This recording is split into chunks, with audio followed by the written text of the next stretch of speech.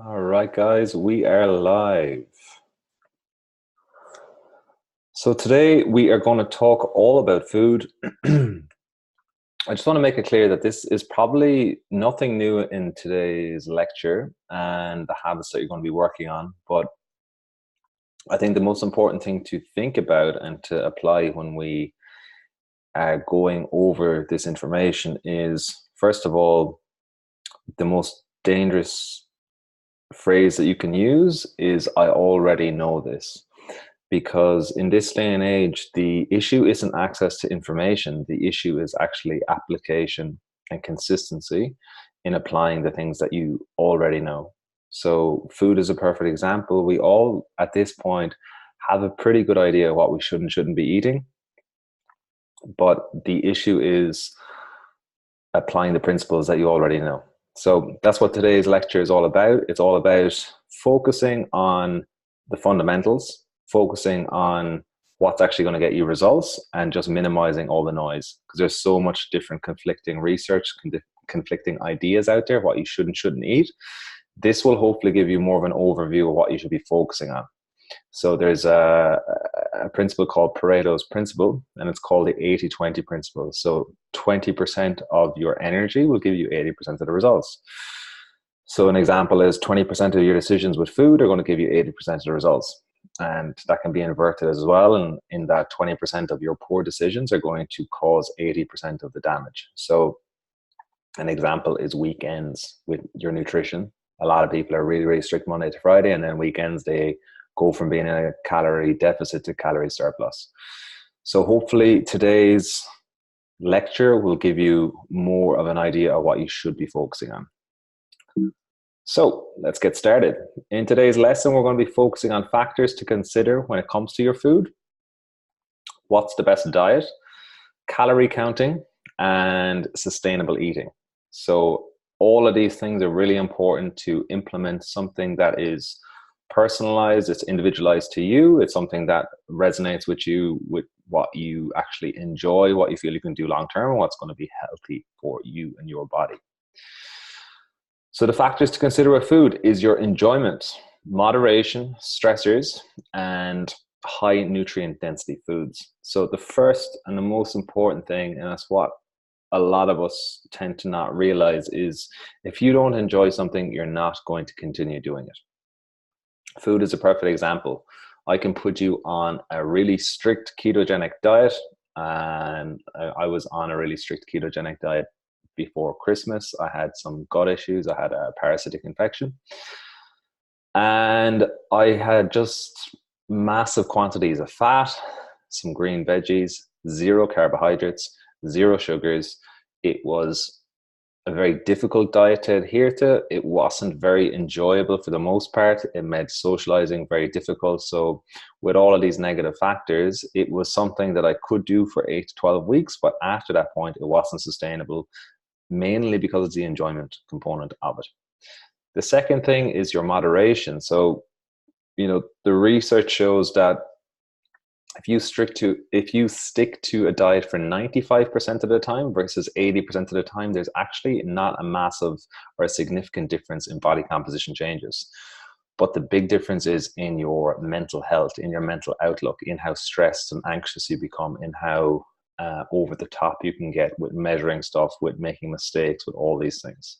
So in order to keep things at the 95% line, you have to be extremely diligent. You have to be always switched on about your food, and it's very tiring. Again, it's not sustainable. So, 80% of the time you eat pretty much what I'm going to outline in this lecture. And then 20% of the time you are okay with social events coming up. So if it's your friend's wedding, you eat what's on the menu.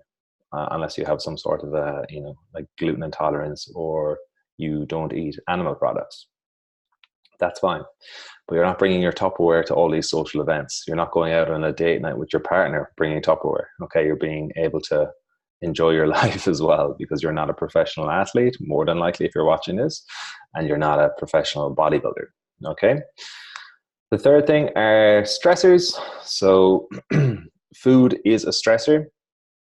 Your general lifestyle, there's different stressors. So there's how you like an example of a stressor would be an environmental stressor. So the environment that you're in on a day-to-day basis. If you're an emergency room nurse, you're probably in a very high stress environment day in, day out. If on top of that, or if you're in any sort of a modern job now, it's highly stressed. If you're a contractor or if you're self-employed, it's a highly stressful environment as well, because you're not guaranteed income every week. On the other side of stressors, you also have food can be a stressor. So the difference between eating, lean proteins and good quality vegetables on a daily basis versus eating McDonald's is going to have a huge impact on how stressed your body feels. Your food is either going to be nourishing you or stressing you. The the fourth factors to think about is a high nutrient density. So an example of food with high nutrient density is, again, good quality vegetables. So, legumes, vegetables, lean proteins are all highly nutrient dense. And the good thing is, a lot of the times the foods that are highly nutrient dense are not very calorifically dense. So if we look at something like refined sugar, okay, that's 100% carbohydrate. It's very, very high in calories for how much you're actually eating. And if you compare that to a stick of celery, the stick of celery has a lot more nutrients than that tablespoon of sugar, but the tablespoon of sugar has way more calories. Okay, so you want to have stuff that's high in nutrient dense, like not necessarily celery, but stuff like good quality vegetables, good quality lean proteins. And you want to not have your diet full of sugars, refined foods, stuff that come out of a packet. Other factors to consider is there's no point having the best meal plan in the world. There's no point having the best diet in the world. There's no point having any of this stuff if you don't know how to plan, to prep, or to cook your food. It's like me giving you an exercise program and it's amazing, but you don't know how to do any of the movements. So it's actually useless to you. It's the same thing with your food. If you can't plan when you're going to cook the food, when you're going to shop for the food, what you're actually going to eat and buy, if you don't have time to actually prep that food, and if you don't have time to cook it and pack it away and eat it, then all of this information is going to be pretty much useless to you. And I think this is what annoys me a lot about the fitness industry is you have guys my age or younger, so I'm 31 now, and they're talking to a lot of the times women in their 40s or 50s with 2 or 3 or 4 kids, and they're telling them to adopt the principles that they're using in their single life as a 25-year-old man. And that's where eating 6, 7, 8 times a day is ridiculous for most people, because how much planning and prep and shopping and cooking is that going to take for a man or a woman, or if you have four kids? It's just not impossible. It's not realistic at all.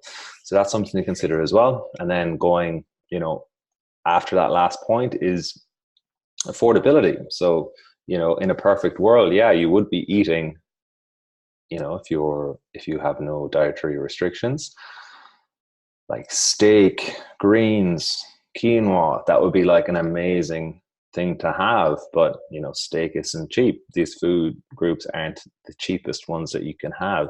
A cheaper option would be, refined carbohydrates, or, lower nutrient density carbohydrates, like a big bag of rice and just some stock cubes would be a cheaper, more affordable alternative, but not necessarily as good health-wise as the first option. Seasonal and local, so if you're eating a healthy diet versus a more local diet with food that's in season, you're probably going to be better off, because the nutrient density of the food is going to be higher with foods that were picked in the last day, week, ideally, but in the last month, versus stuff that has been flown from Peru to Europe or to Australia, has been sprayed with heaps of stuff to keep it looking fresh. That's going to really affect the food actual quality as well. So if and when possible, try and buy stuff that is grown in your country and is in season in your country as well. And then the last thing is the ethnicity of the individual. So I'm Irish. I will do better on foods that are native to Ireland, because my entire lineage has stayed in Ireland. So I'm the first person to leave my lineage and or to leave where I was born. So eating, potatoes, meat, fish, poultry, eggs, oats, onions, carrots, all of these things that are native to Ireland are going to probably be a lot better, and my digestion has evolved a lot more to be very suitable to them food groups, as opposed to probably what people eat in India or in Brazil, just because I haven't evolved that way to deal with them foods. It's like a lot of people of Asian descent will have difficulty breaking down dairy. A lot of them will be lactose intolerant, and that's just because dairy hasn't been introduced until very recently, you know? Okay, so what's the best diet? We have the vegan diet, vegetarian diet, Mediterranean diet, the paleo diet, the ketogenic diet. These are kind of the big popular diets at the moment. You could also put in fasting, intermittent fasting, as like a type of eating, a way to eat. But really, there's so much dogma with what you follow. And like if you're a vegan, it's almost like a religion now. If you're a paleo guy, you're part of that group or that cult. And I guess the most important thing with these 5 or 6 diets or whatever is in vogue now when you watch this video is there isn't actually any best diet. The most important diet is the one that you can adhere to. And why all these diets work, it's not because of what they are different with, it's what they are similar with. So all of these diets are high in nutrient dense foods. They have good sources of vegetables. All of them have sources of vegetables. They have lean proteins. The vegan vegetarian diet will have less of the proteins. And the ketogenic diet will have less vegetables available. But they're all, the main fundamentals of them, they're all high in vitamins, minerals, phytonutrients, proteins, fats, and carbohydrates, and all from good sources. All these diets are recommending that you eat actual real food, not isogenic shakes or any of that crap. Okay? So don't get bogged down on what diet you're going to follow. Look, if you want to become a vegan for ethical reasons, that's awesome. I think that's great. I don't agree with animal cruelty, but it's not the best diet to follow because of all the ways it's different. Because animal products, we have evolved as human beings eating animal products. They're very high in fat-soluble vitamins and minerals, and good quality animal products are healthy. They're good for you. They're very high in amino acids as well, that a lot of vegan and B12, a lot of vegans become deficient in over the long term. Okay, so you want to use all the benefits, not the way that the diet is specifically different. And if it's an ethical reason, that's no problem.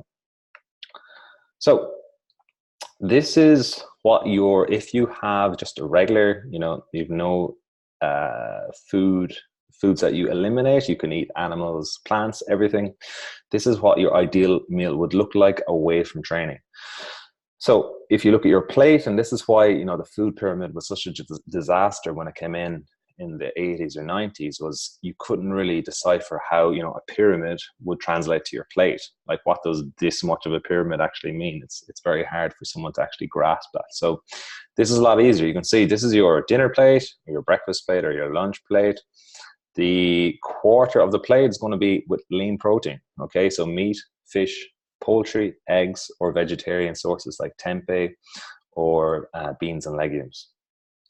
Roughly 1/8 of the plate is healthy fats. So healthy oils like avocado oil, olive oil, nuts, seeds, coconut oil will be another option. Coconuts will be another option.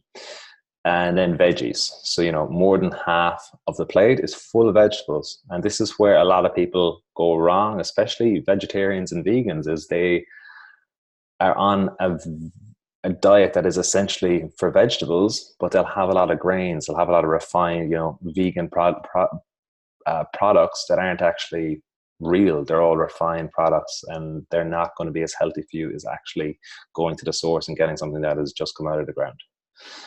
And some tips below on how to eat. Okay, so something that people don't talk about a lot is, yes, food quality is really important, but it's also how you actually eat the food. So, if we're talking about stressors earlier, if I'm rushing my food, chances are I'm rushing everything else in my life.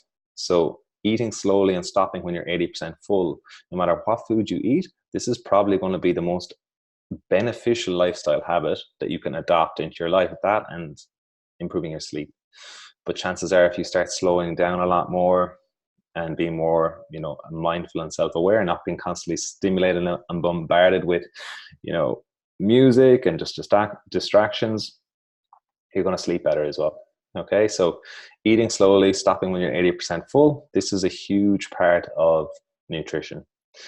Save your starchy carbohydrates for after exercise. Choose mostly whole foods with minimal processing. Choose local where possible, and also use smaller or larger plates based on your body size. So this is a huge one as well.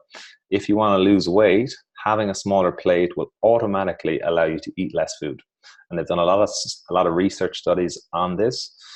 There's a very interesting book by Brian Wansink, I think his name is, and he basically talks about how they use the study basically talks about people who go to the cinema. They're given two different bucket sizes. One is a large, one is like a medium or small. All the popcorn is gone off, and what they found at the end of the study was it didn't matter on the individual. If they got a larger amount of popcorn while they're watching the movie, they would eat more popcorn. So if you've got a larger plate, there's more food on your plate, you're going to eat more food. So this can be also a good thing to do to slow down, is to have a smaller utensil as well. So having like a small teaspoon will slow you down, because you just can't put as much food on your fork or knife or spoon with a small teaspoon. Or using chopsticks as well is a good alternative. If you find that you eat really, really quickly, this will slow you down. The slower that you eat, you give yourself 20 minutes to eat your meal. That's like an optimal time. And the reason we want 20 minutes is because it takes about 20 minutes for the hunger cues, for the satiety of the body to actually come through up to the brain and tell you whether you're full or not. So if you eat your food in less than 5 minutes, chances are you're going to keep overeating, because at the end of the 5 minutes, it doesn't matter how much food you eat, you're not going to feel full. But if you have that same amount of food and you break it over 20 minutes, your body has a chance to actually get up to speed and actually digest the food fully, and then send the signals to your brain telling you, hey, I'm actually full. I don't need to eat anymore. Okay, so that's a huge part of nutrition as well that you never really hear about, but it's so important. Okay, so the difference between your regular meal and your post-workout is you have more starches. So now we have a bit more protein. We have twice as much protein, actually. So we have half of the plate is protein. Now half is veggies, so slightly less veggies, but we have no fats. And then we have about, for females, a cupped hand of carbs, so potatoes, pasta, rice, or bread. And for males, roughly 2 pounds, okay? Eat your largest meal of the day after exercise. Ideally, look, if you're exercising at 6 a.m., I don't expect you to have steak and potatoes after you eat. I'd actually recommend that you don't, but generally it's going to be dinner time. If you have more of a loose schedule and you can train, during the day, you might have a bigger lunch. All right. Okay. And then for the plant-based eaters out there, some slight differences. You have your protein source is a quarter. Now your proteins are going to be beans and legumes. Tempeh as well as a good source of protein for vegetarians and vegans. And then we have roughly 1/8 are starches, so sweet potatoes, whole grains, and bread. 1/8 are fats, so healthy oils, nuts, and seeds. And then 1/2 of your plate is vegetables. So a lot of times, like I was saying in the previous slides, is the starches will be generally 1/2 of the plate for a lot of people on a vegetarian or vegan diet. And this is where you want to invert this. There's a very actual small amount of starches in your food. And then you can have fruit for dessert or after exercise. So how do you count calories? This is there's nothing wrong with counting calories. When I was on that ketogenic diet before Christmas, I was counting my calories just to see how many fats and proteins and carbs I was having, because I didn't want to go past the carbohydrate limit, because that would push me out of ketosis. And I wanted to have enough fats to make sure I was actually able to go into ketosis in the first place. So that was really beneficial for that. But for most people, like 99% of the time for myself personally, I don't count calories, because first of all, it's too labor intensive. It takes too much mental energy. and it's just a bit too monotonous. It's not necessary. Now, if I was again going on to a more strict diet, or I was decided to do like a fitness modeling or a bodybuilding competition, then I probably would count calories because it would be important. But for you who's watching this video, it's probably not important. And this is the best way to count your calories. So if you're a woman, a pound of protein. If you're a guy, 2 pounds. For vegetables, at least 1 fist for females, 2 fists for men. For carbohydrates, 1 cupped hand for females, 2 cupped hands for men. For fats, 1 for females, 2 for males. And then you can adjust your portions according to your body size, how frequently you eat. This would be basically for 3 meals a day. Adhering to this outline would work very well for most people. And also depending on your satiety, your appetite, how big or small your body is, how active you are as well. If you're very active and you're adhering to this outline for 3 meals a day and you're exhausted and you're dropping lots of weight, you're going to have more. But this is just a good rule of thumb that you can apply long term. Also, looking at your, if you want to have more food using this system, just bump up your vegetables and bump up your proteins. Keep your carbs at roughly that level unless you're very, very slim. And you can bump up to, if you're a female, 2, 3, 4 fists of veggies instead would be a good way to start. So what should you eat? Some examples of proteins, poultry, so turkey, duck, chicken, meat, fish, eggs, and then, beef, lamb, all of the animal proteins as well. For carbohydrates, you've got beans and lentils, quinoa, whole grain, black and wild rice, buckwheat, steel cut oats. These are all really good sources of carbohydrates. And then for your fats, walnut oil, avocado oil, extra virgin olive oil, avocados, cheese, egg yolks, and butter would be all good sources of fat. Now, there's nothing wrong with it. I love butter, but it depends how you respond to dairy, I think is the big thing. There's nothing wrong with dairy either.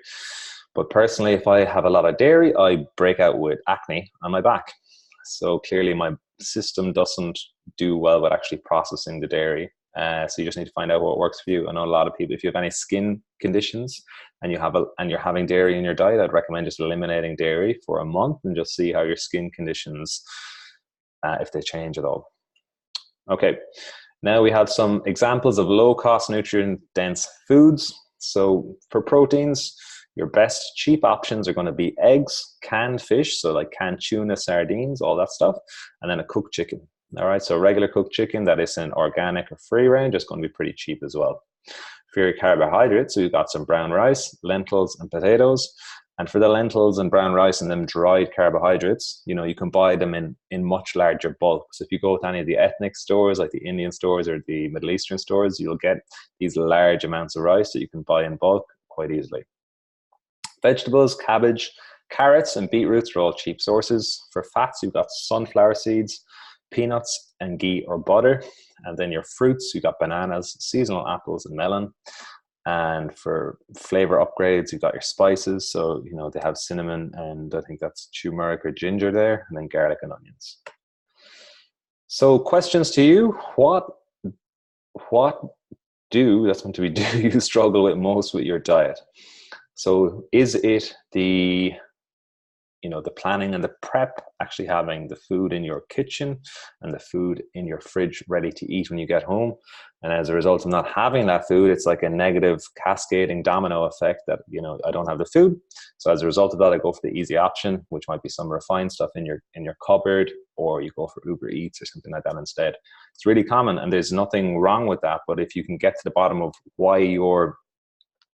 what that main struggle is, then you can address it and make it better. So for the example I gave, if the issue is not having the food, then you need to plan when you're going to shop or if you're going to get it delivered. So in Australia, you've got Coles and Woolies do delivery every day and you pay an extra $10 or $15, which is very well worth it if you're not actually getting the food into your house in the first place. And then what else do you struggle with? So do you struggle with actually preparing the food? So instead of cooking instead of cooking every single day, a really good option would be to cook every 2 or 3 days and just cook larger batches. So have, let's say you cook a large curry today, and that gives you 2 or 3 or 4 portions. And then you freeze or refrigerate the other 3 portions. And then 2 or 3 days later, you keep repeating the process. So after a week or 2 weeks, you're going to have like 7 to 10 dishes that are refrigerated or frozen. So it's just going to take a little bit of, upfront cost on your part. That first week, you're probably going to have to cook most days or every 2 or 3 days. But then you'll come to the point where you'll have literally a freezer with 7 to 10 dishes, and you can just pick and choose whatever you want to eat that week because it's already cooked. And then it's very easy to maintain that over the weeks that follow. Okay, so it all comes back to planning. And even before you plan, you need to address where is the biggest issue in your diet. Okay, so that's it, guys. I hope you enjoyed this. I hope this gives you more clarity. And if you have any questions, you can send me an email or comment in the comment section below.